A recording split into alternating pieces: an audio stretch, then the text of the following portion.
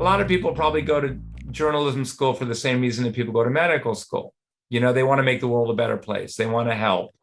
I really do. I Yeah. think a lot of journalists, are sort of idealists and they want the world to be better. And so they aren't just cynically trying to sell papers, although that certainly happens, but they're also well-meaning. They think, oh, if people just think that only old people get COVID, then all the young people will run amok and party and infect each other, and then they'll end up infecting old people, and then all these old people die. So if the young people are afraid of COVID, right? If we find that rare case of a 25 or 30-year-old dying from COVID, if we publicize the heck out of it, yes, we'll get a lot of clicks, but also we're helping because we're raising awareness.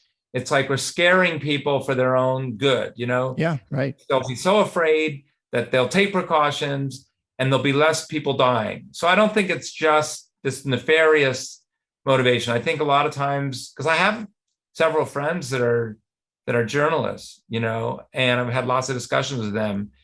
And of course, they tend to be very defensive about the media's role.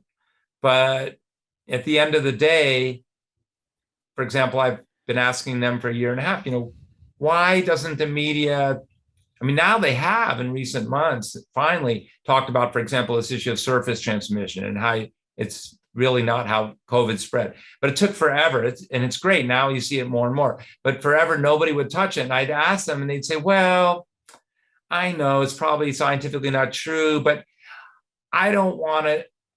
What they end up saying in so many words is they say, I don't want someone to die as a result of an article that I write.